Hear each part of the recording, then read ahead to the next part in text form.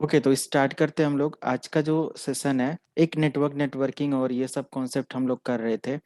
Cisco packet tracer पर मैं एक नया लैब फिर से क्रिएट कर लेता हूँ।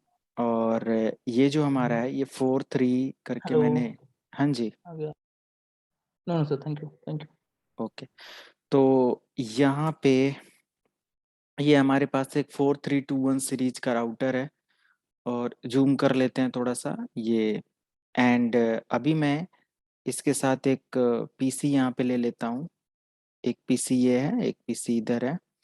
और इन दोनों को एक स्विच के साथ कनेक्ट करते हैं और इसी पर हम लोग सारा डिस्कशन करेंगे। इस लैब को मैं सेव करूंगा नेटवर्क को बढ़ाने के लिए।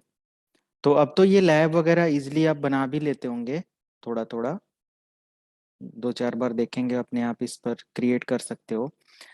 एंड जैसे हमारा नेटवर्किंग कंप्लीट होगा सिस्को की लैब के लिए, मैं GNS3 और इसका ओवरव्यू आपको दूंगा, ठीक है, कैसे लैब प्रिपेयर करते हैं।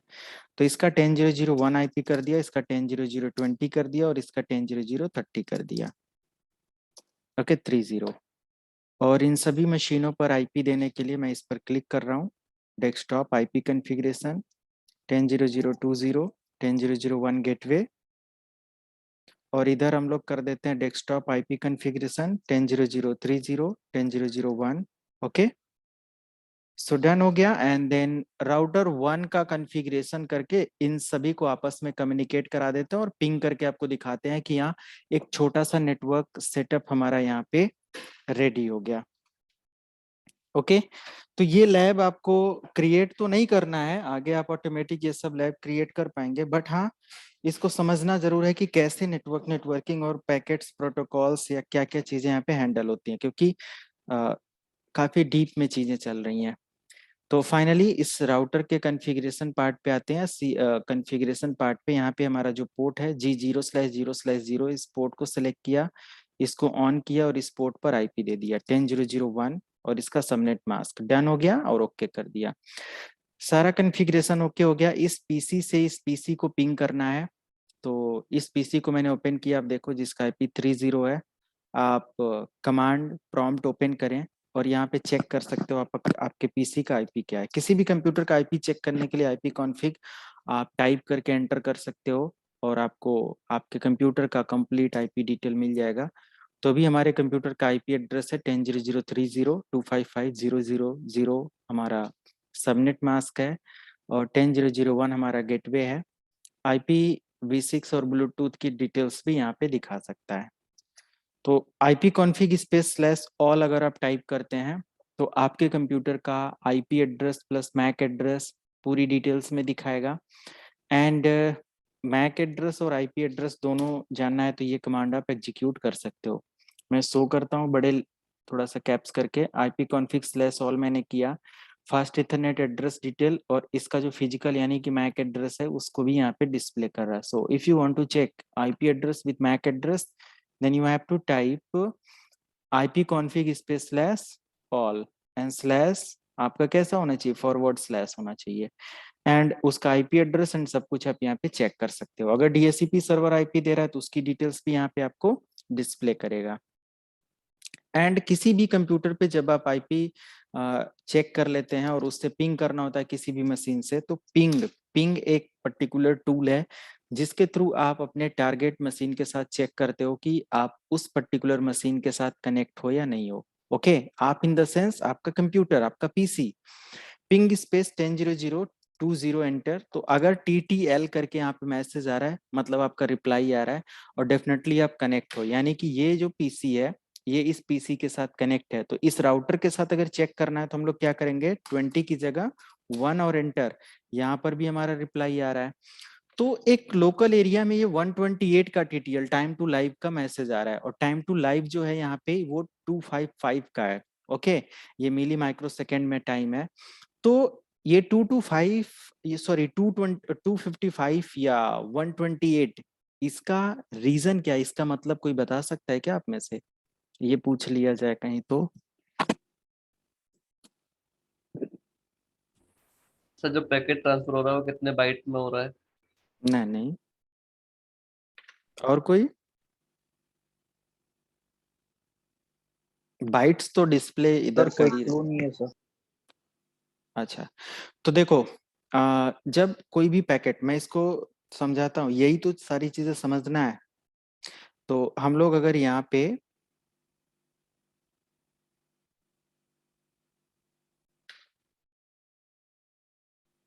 ओके, अब आप जब भी एक वैन इंटरफेस पर डेटा शेयर करते हो या वैन लेवल पर कोई भी पैकेट शेयर कर देते हो, मान लिया आप इस लोकेशन पर हो और ये आपका जो लोकेशन है ये है Delhi. Okay, wait, this is the Delhi location. और आपने अपने कंप्यूटर सिस्टम से एक पिंग मैसेज सेंड किया, और किसको पिंग किया? google.com। ये मैं एक लाइन में आंसर कर सकता हूँ कि ये लाइव मैसेजेस होता है, जब तक आपका मैसेज लाइव रह सकता है आपके इंटरनेट पे या आपके मतलब पाथ पे, तो उसी का ये टीटीएल होता है, टाइम टू लाइव होता है। बट एक बार समझो, लाइफ टाइम के लिए समझो। तो यहाँ पे जब आप पिंग करते हो आपके राउटर मॉडेम से, आपके आईएसपी से, ये अनदर किसी आईएसपी को पिंग करता है। ओके, ऐसे करके अनदर, और ऐसे करके फिर ऐसे मल्टीपल्स ऑफ आईएसपी होते हैं, ऐसा नहीं वही है, और भी इधर हो सकते हैं multiples of ISP. Okay, routers, और ये सब एक दूसरे से क्या होते हैं? कनेक्टेड होते हैं। और कहीं ना कहीं ऐसे गूगल का भी सर्वर लगा होगा कहीं पे। ओके, google.com, और इसका आप रिप्लाई करते हो कि आप इससे कनेक्टेड हो कि नहीं हो। जैसे लाइव मैं चेक करता हूँ, cmd ping space google.com, and आप देखो यहाँ पे 49 मिली सेकेंड का एक मैसेज यहाँ पे ऐसे आ रहा है। ओके, टाइम दिखा रहा है यहाँ पे। तो ये पर्टिकुलर टाइम जो डिस्प्ले होता है, ये time to live. Time to live मतलब कब तक जिंदा रहना है, इतना समझो। तो यहाँ पे 128 का मतलब है कि आपका जो ये पैकेट यहाँ से सेंड हुआ है, ये यहाँ तक पहुंचने में 128 हॉप्स को क्या करेगा? चेक करेगा। ये पहला यहाँ पे चेक कर लिया 128, इसको ये नंबर दे देगा, कहेगा ठीक है, अभी हम कितनी देर लाइव रहेंगे? 127 टाइम। अब समझ में आया?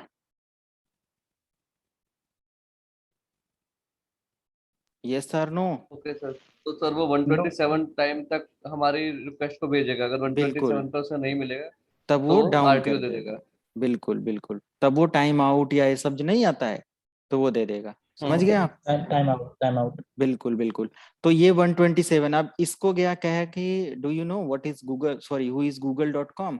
तो ये अगर आंसर करेगा देन 127 पे आंसर ये दे देगा। नहीं तो फिर ये अगला पैकेट जाएगा 126, अगला जाएगा 125, ऐसे ही एक 1 पे आएगा, एंड देन फाइनल मैसेज क्या कर देगा? ये कहेगा भाई ऐसा कोई पैकेट है ही नहीं, टाइम आउट कर देगा। समझ गए? और ये 1 मिली सेकेंड के अंदर ये पूरा चेकिंग करना स्टार्ट कर देता है, और मिली माइक्रो टाइम नहीं लगता है ना। मिली माइक्रो सेकेंड क्या टाइम होगा? सोच लो आप, सेकेंड का तो कोई कैलकुलेशन नहीं है। मिली माइक्रो सेकेंड में आप जाएंगे तो वो बहुत कम समय में ये इतना पैकेट या इतने लोगों को ये चेक कर लेता है ना। और कहीं 255 भी आ रहा था सर, उसका क्या मतलब था? वो उतनी बार वो देखेगा, 255 वो अलग अलग क्यों आता 254। है, कहीं 128 आ रहा है, हाँ, कहीं 255 आ हाँ रहा है, वो, उसका रीजन क्या है? तो यही क्वेश्चन मेरा है कि गूगल अभी आपने जो लाइव किया उसमें 37 आया, हाँ, और इस पे आपने किया वैन लैन पे तो ये 128 255 आया। ये आपके नेटवर्क तो स्ट्रेंथ और इन सब चीजों पे ऑटोमेटिक इसमें होता है, आप इसमें कोई चेंजेस ना करें, ठीक है, सॉरी नहीं कर सकते। तो ये ऑटोमेटिक करता है। अभी मैंने लैंड टू लैंड किया है स्मॉल इन्वायरमेंट में, तो ये 128 का, जब मैंने इसको वैन का दिया है ना, थोड़ा सा लॉन्ग डिस्टेंस, तो 255 तक बोला कि मैं इतना लंबा तक लाइव रहूंगा, राइट। तो यही है कि जितना कम डिस्टेंस होगा उतना जल्दी वो मैसेज आपको दे देगा, है कि नहीं? थोड़ा सा जल्दी पता होगा ना। समझ गए? Yes sir. अगर मैं यस सर। इंट्रानेट की बात करूं, इंट्रानेट में कोई पैकेट अवेलेबल है तो वो कम से कम जल्दी मिल जाएगा ना, हमारे ही घर में या हमारे ही नेटवर्क में कोई बंदा है, उसको मैं पिंग कर रहा हूँ तो वो जल्दी आंसर कर देगा, सर्च में आ जाएगा, राइट। तो यही है, डिपेंड करता है कितना, कितनी देर तक पैकेट वो सेंड करता है। आप इन्हीं पर मे भी थोड़े समय के बाद अगर आप कोई पैसे, कोई पैकेट या कुछ भी ऐसा चेक करते हैं तो मे भी डिफरेंट वैल्यू आ सकती है। अभी 128 यहाँ पे दिखा रहा है, इससे पहले भी हमारा 128 था, तो मे भी चेंज हो सकता है। Okay, no issue.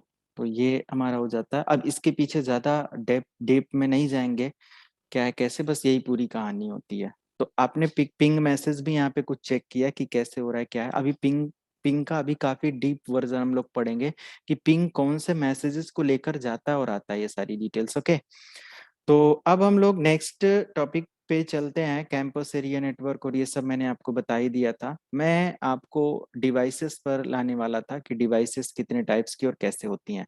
अभी मैं एक स्मॉल ओवरव्यू लूंगा, या एक बोल सकते हैं ब्रीफ इंट्रोडक्शन में सारी डिवाइसेस का बताऊंगा कि किस डिवाइस का क्या पर्पस है और वो मेनली किस बेस पर काम करता है। बट आगे चल के एक एक डिवाइसेस को कॉन्फ़िगर और डेप्थ में यानी कि डीप में समझना है, डिमोन्स करना है, राइट।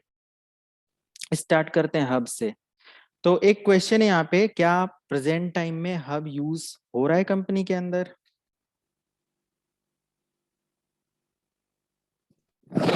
शायद अब नहीं होता है। हब के कुछ डिसएडवांटेज हैं ज़्यादा, इस वजह से कंपनियां नहीं कर रही हैं उतना यूज, मतलब आई थिंक यूज ही नहीं कर रही हैं शायद। बिल्कुल, मैं श्योर तो नहीं हूँ इस पे, बट 90% मुझे लगता है नहीं यूज ओके। करती हैं। तो मैं एक ब्रीफ इंट्रोडक्शन देता हूँ। हब, ब्रीफ नहीं पूरी डिटेल चाहिए। हब इन द सेंस कि ये एक नेटवर्किंग डिवाइस है और लेयर 1 पे यूज होता है, ओके। यानी कि फिजिकल लेयर की डिवाइस बोला जाता है। तो अगर मैं हब यूज करता हूं तो पर्पस क्या होगा एक कंपनी में यूज करने का, तो पहले पर्पस समझ लेते हैं, यानी कि बेनिफिट ऑफ हब। तो सबसे पहले अगर एक मॉडेम या एक इंटरनेट कनेक्शन आप लेते हो, लाइन आती है आपका इंटरनेट लाइन और यहाँ पे कनेक्ट हो जाता है, this is the internet line.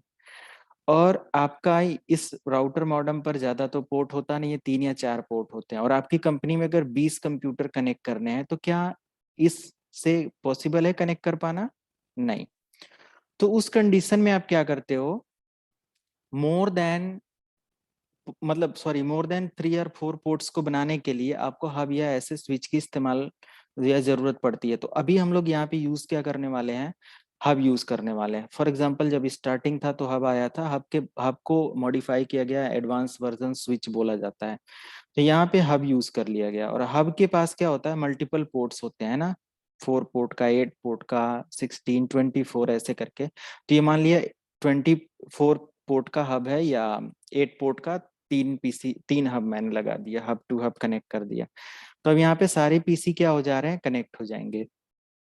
तो एक हब का डेफिनेशन क्या हो रहा है कि hub is use to convert single network segment into multiples of network segment, यानी कि एक लाइन को ये मल्टीपल लाइन में क्या कर रहा है, डिस्ट्रीब्यूट कर दे रहा है। क्लियर है? सिंगल नेटवर्क सेगमेंट यानी कि एक लाइन को मल्टीपल लाइन में ये क्या कर रहा है, डिस्ट्रीब्यूट कर रहा है। बट हब का ये पहला फीचर हो गया कि single connection distribute or share with multiple connection in multi connection, right? एक ऐसे ही कोई भी डेफिनेशन अब बना लेंगे, इस पर कोई ज्यादा डीप रिसर्च नहीं करना है, ये हो गया। And next one, hub always broadcast information. ये प्रॉब्लम था, हब ऑलवेज ब्रॉडकास्ट इंफॉर्मेशन। ये क्या करता है, जो भी हब के पास पैकेट आता है तो ये समझेगा ही नहीं कि ये पोर्ट 1, पोर्ट 2, पोर्ट 3, पोर्ट 5 किस पर देना है, ये हमेशा सारे पोर्ट को मैसेज ब्रॉडकास्ट करेगा। आप हम लोग यहाँ पे 10 लोग कनेक्टेड हैं, ओके, जैसे मैंने यहाँ पे 10 लोग हैं या जो भी हैं, यहाँ पे सभी लोग हैं। अब इस हमारे जो भी ग्रुप है, मैंने एक को बोला कि सबसे ऊपर गजेंद्र जी दिख रहे हैं, मैंने बोला कि यस गजेंद्र, आप अपना स्क्रीन शेयर करो। तो एग्जैक्टली मैंने एक लोगों को बोला, मैसेज ग्रुप में पास किया और एक का नाम मैंने लिया, बट वो मैसेज सभी लोग ना समझ पाओ और सभी लोग अपनी स्क्रीन शेयर कर दो एक साथ, तो प्रॉब्लम होगी ना, ट्रैफिक होगी नेटवर्क में, समझ में नहीं आएगा किसका क्या करना है ना। तो हब थोड़ा सा सेंस नहीं यूज करता था, यह एक तरीके का ब्रेनलेस डिवाइस था, इसके पास ब्रेन नहीं था, है ना, दिमाग नहीं था बोल सकते हैं, ब्रेनलेस डिवाइस था। और ये क्या करता था, डेटा एक पोर्ट का ये इसको इसको इसको सभी को कैप्चर कराता था या सेंड कर देता था। इससे क्या होता है कि अगर कोई कैप्चरिंग डिवाइस या कैप्चरिंग मोड में यहाँ पे कोई डेटा है या कोई पीसी है, तो ये इस पोर्ट के एल्गोरिदम को या इस पोर्ट के पैकेट को बहुत आसानी से रीड कर लेगा और उसके सिक्योरिटी को हैक कर लेगा या उसके डेटा को हैक कर लेगा, राइट। तो यहाँ पे एक तरीके का लेस सिक्योर, यानी कि ये सिक्योर है ही नहीं, ओके। ब्रेनलेस डिवाइस है और मेमोरी लेस डिवाइस बोल सकते हैं। ब्रेनलेस और इसके पास कोई मेमोरी नहीं है याद करने की, राइट। ये हो गया। And more traffic, generate more traffic. ये क्या करता है, ज्यादा से ज्यादा ट्रैफिक। अब एक ही पैकेट को बार बार सभी को भेज रहा है, जिसके लिए उसको तो दे ही रहा है, प्लस अदर पोर्ट पे भी ये ब्रॉडकास्ट कर रहा है, तो इस वजह से ये जनरेट करता है मोर ट्रैफिक। और ये क्या करता है, डाउन टाइम या मोर डाउन टाइम। नेटवर्क जो यहाँ पे होता है, ज्यादा से ज्यादा डाउन टाइम होने का चांस होता है, ओके। ये सारी चीजें, तो इसको इम्प्रूव किया गया। अगर इस टेक्नोलॉजी को बात करें तो इम्प्रूव किया गया, तो यहाँ पे क्या मिलता है आपको फिर इसका एक एडवांस वर्जन, स्विच। अगर हब और स्विच इंटरनेट पर सर्च करेंगे, हब नेटवर्किंग डिवाइसेस, तो इमेजेस अगर आप चेक करते हो, now you can see these are the hub, okay. और ये क्या करता है, सभी पीसी को कनेक्ट कराने में हेल्प करता है। ऐसे ही हम लोग यहाँ पे स्विच यूज कर सकते हैं, एंड ये स्विचेज होते हैं। और स्विच क्या होता है कि ये भी सेम प्रोसेस पे वर्क करता है, बट ये ब्रेन इसके पास होता है और ये सेंसिबल डिवाइस है। ये जिसके लिए पैकेट होता है उसी को पैकेट डिस्ट्रीब्यूट करता है, ओके। तो स्विच वैसे तो हम लोग काफी डीप में पढ़ेंगे, बट यहाँ पे एक छोटा सा डिफरेंस कर लेते हैं with the between switch and hub. तो स्विच क्या करता है, सिंगल नेटवर्क सेगमेंट को मल्टीपल में कन्वर्ट करता है। एक लाइन को ये कनेक्ट करेगा और जितने भी इस पे पोर्ट हैं उतने पीसी को ये भी कनेक्ट कराएगा, ओके। बट स्विच क्या करता है, एक मेमोरी यूज करता है। स्विच यूज मेमोरी, और उस मेमोरी को क्या बोलते हैं, any answer?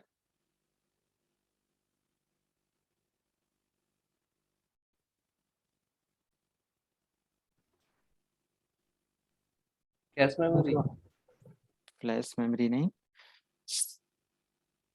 Cam, content address memory. Video repeat कर करके पढ़ने की जरूरत है, पढ़ लेना आप लोग अच्छे से। Content address memory, okay.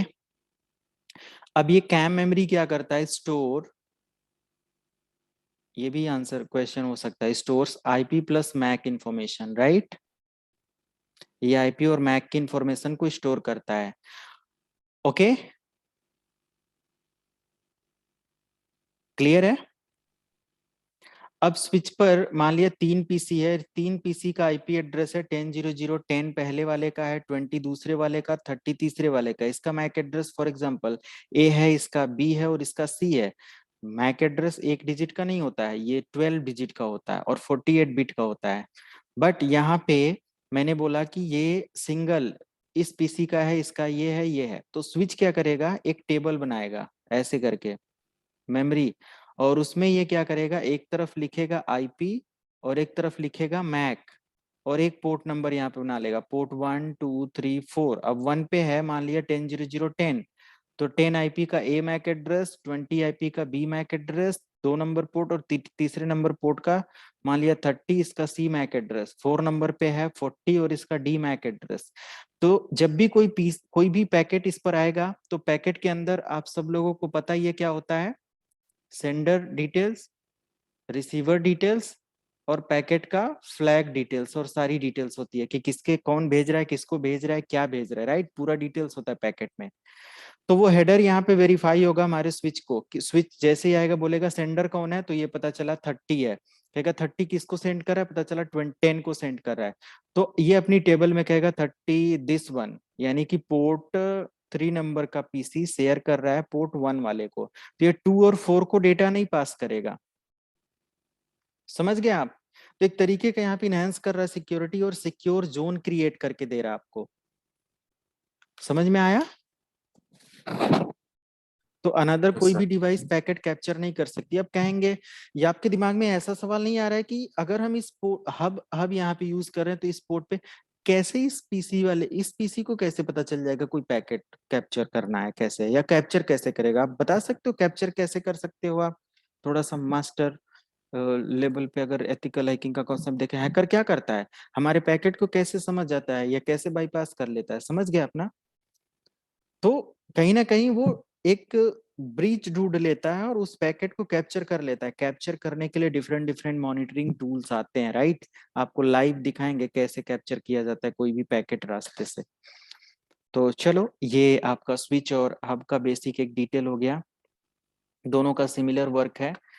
And switch hub में बात करें तो ये ओएसआई लेयर के अकॉर्डिंग कुछ डिटेल्स है, ज्यादा डीप में हम नहीं जा रहे हैं। पोर्ट नंबर कितने कितने का होता है, क्या होता है, सब लिखा हुआ है वही, तो आप इसको जानते ही हैं ऑलरेडी। एंड चलो नेक्स्ट करते हैं L2 L3 स्विचेज। तो वो L2 L3 स्विचेज हम लोग आगे पढ़ेंगे।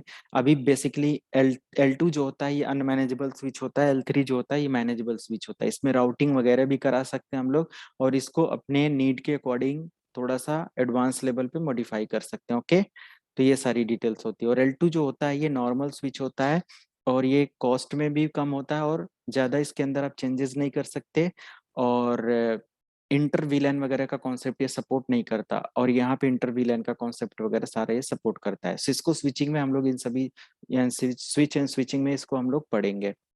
कैम टेबल आपको मैंने पढ़ा दिया, कंटेंट एड्रेस मेमोरी होता है, स्विच पर ये वर्क करता है। एक क्वेश्चन यहाँ पे आ जाता है, ये इंटरव्यू और यहाँ पे काफी पॉपुलर क्वेश्चन है कि how many protocols switch have.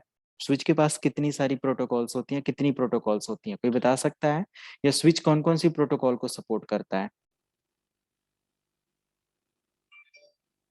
Any idea? ARP के, एआरपी नाम आपने सुना है,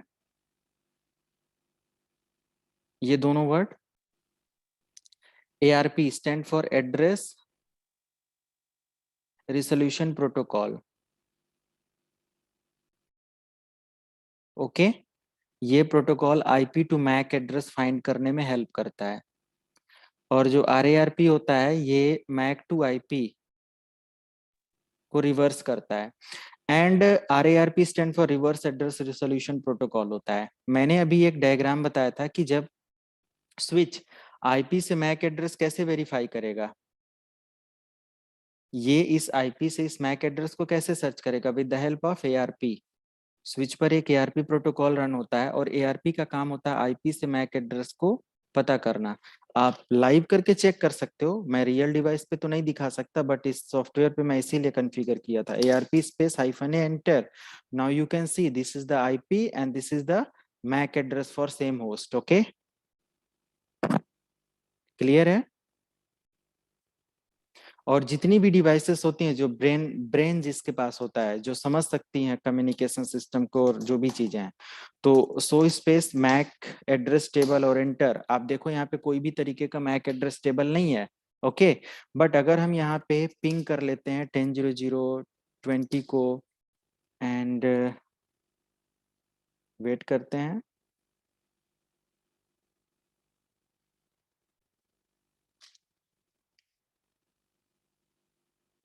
सॉरी 10.0.10 को मैंने पिंग कर दिया, 20 आ गया। 80% का रिप्लाई रेट 100% हो गया, 20 की जगह 30। तो जब डिवाइसेस एक बार कम्युनिकेट करते हैं एक दूसरे को, और उसके बाद जब आप show space MAC address table check करोगे तो डेफिनेटली इसके पास टेबल की डिटेल मिलेगी। अभी जब टोपोलॉजी थोड़ा सा बढ़ाएंगे तो ये सारी टोपोलॉजी टेबल रखेगा, है ना, जब इसके अंदर थोड़ा सा टोपोलॉजी टेबल के लिए कमांड एग्जीक्यूट करेंगे। ऐसे हमारा स्विच है, स्विच पर आप आ जाएंगे और चेक करेंगे। तो स्विच मैंने बोला ना कि show space MAC address table enter. अभी देखो जितने भी डिवाइसेस कनेक्टेड हैं तीनों का मैक एड्रेस दिखा रहा है, पोर्ट नंबर एंड उसका मैक एड्रेस। और पीसी से अगर चेक करना है so you can type ARP space hyphen a, और देखो यहाँ पे सारा मैक एड्रेस और सारी डिटेल दिखा रहा है। समझ गया आप? तो स्विच कंटेंट करता है information with the help of CAM table, और उसको रिजॉल्व करता है with the help of ARP and RARP protocol. Clear है query? Okay, now router.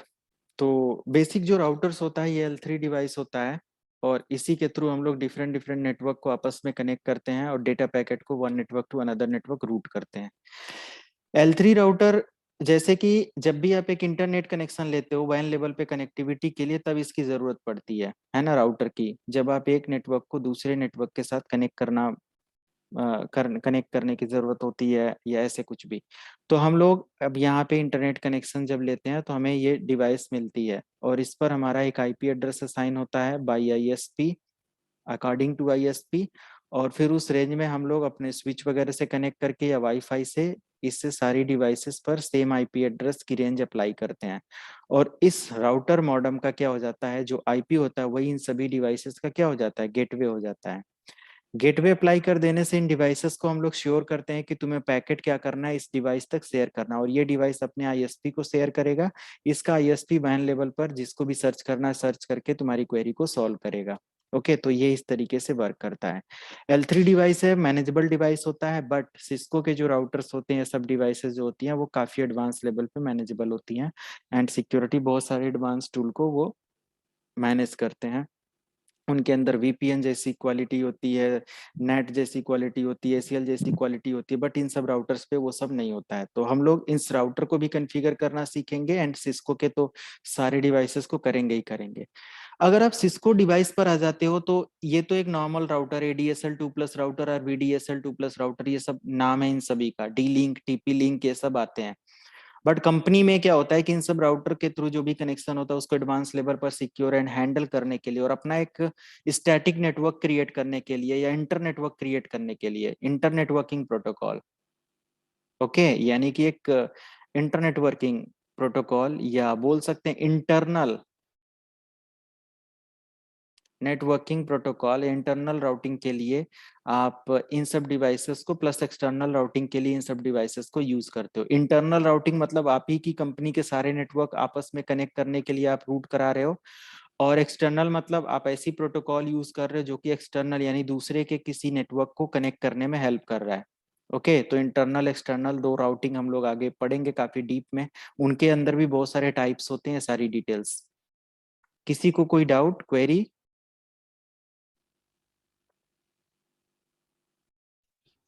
Sir protocols क्या होती हैं, प्रोटोकॉल्स क्यों यूज होती प्रोटोकॉल हैं? Is a set of rules, okay, for particular task या particular object.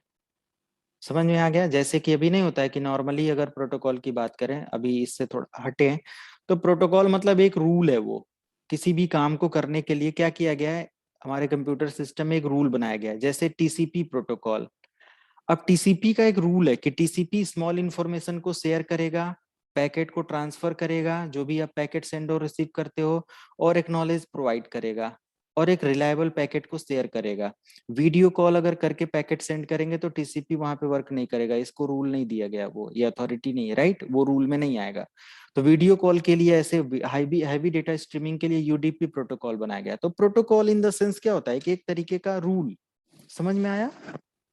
Rule and regulation for particular object या particular task, ठीक है? जी सर। तो नेटवर्किंग को करने के लिए बहुत सारे प्रोटोकॉल्स हैं, जैसे कि एक कॉन्स्टिट्यूट या कॉन्स्टिट्यूशन, कि हमारा संविधान ऐसे होता है कि ये रूल बनाया गया इसके लिए, वो इस काम के लिए ये रूल बनाया गया, उसी को फॉलो करके। अब ऐसा नहीं है कि कोई कुछ और क्राइम करे और उस पर कोई और धारा लग जाए, है ना, यानी कि वीडियो कॉल करो और वहां पे TCP अप्लाई हो जाए, ऐसा तो नहीं होगा ना, नहीं तो प्रॉब्लम आ जाएगी।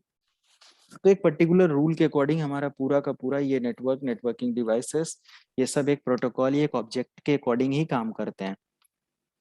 चलो, तो अब हम लोग यहाँ पे राउटर पे आ जाते हैं और एडवांस राउटर को समझते हैं। These are the Cisco routers, और इन सिस्को राउटर्स पे क्या होता है, it is use to manage advance level of network, and you can create and configure different network to each other, and this particular router is used to connect two different WAN network to each other, okay, and also you can control traffic, you can select best path, or you can provide best path with the help of Cisco router or these routers, okay, and also this particular router avoid the collision, ये collision को avoid करता है and provide best path and control broadcast messages, okay. A to Z, you can say that the particular device is used to control the network infrastructure and communication system. Okay, ये सारे communication system infrastructures हर चीज को control करके एक network establish करके आपको provide करता है। And also you can filter the packet कि हमें किससे पैकेट लेना है, किससे पैकेट नहीं लेना है, किस आईपी से पैकेट रिसीव हो, किस आईपी से पैकेट रिसीव ना हो। और अगर आप उसके अंदर भी रूल चाहते हो कि ठीक है इस आईपी से पैकेट रिसीव हो बट उसके अंदर आईसीएमपी पैकेट रिसीव ना हो, टीसीपी पैकेट रिसीव हो, यूडीपी पैकेट रिसीव हो, सो यू कैन कॉन्फ़िगर सब rules. Okay, so multiples of task के लिए सारे राउटर इस्तेमाल किए जाते हैं। And also the particular router provide data security. Okay, and it is also used to encrypt your information or encapsulate your information according to different algorithm or encryption algorithm। okay, जैसा भी administrator चाहता है उस तरीके से algorithm को क्या करता है, इनक्रिप्ट करके सर्विसेज प्रोवाइड करता है। मतलब मल्टीपल्स ऑफ डेफिनेशन इसकी होती है। तो ये सारे पॉइंट आप कहीं पे पूछा जाए तो बता सकते हैं, राइट। एंड सिस्को राउटर है मल्टीपल्स पोर्ट्स। इस पे क्या होता है, मल्टीपल्स ऑफ पोर्ट होते हैं। आपको मैं यहाँ पे एक लाइव डिवाइस दिखाता हूँ, लेट मी शो। ये हमारे पास एक सिस्को का ISR 4321 है। अभी कंफ्यूज नहीं होना कि व्हाट इज ISR 4321, सब पता चल जाएगा। तो ये पीसी अगर फिजिकल पोर्ट आप चेक करोगे, नाउ यू कैन सी कि ये हमारा पोर्ट है। अब इस पे क्या क्या चीजें अवेलेबल है, यहाँ पे ऑन ऑफ पोर्ट है, यूएसबी पोर्ट है, एक और यूएसबी पोर्ट है, लैन पोर्ट है, ऑक्सिलरी पोर्ट है, जीबी ईथरनेट पोर्ट है। तो यहाँ पे कंसोल पोर्ट है, बहुत सारे पोर्ट हैं। अब ये कंसोल क्या होता है, ऑक्सिलरी पोर्ट क्या होता है, ये सारी चीजें आप लोगों के हम लोगों को समझना है। तो क्लियर हो रहा है सारे टॉपिक?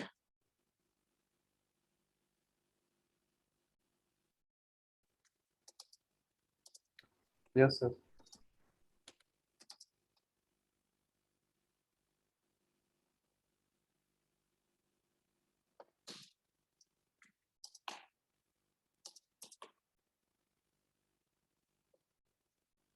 ओके, तो बस इतना ही। और अभी बहुत ज्यादा थियरी हो गया।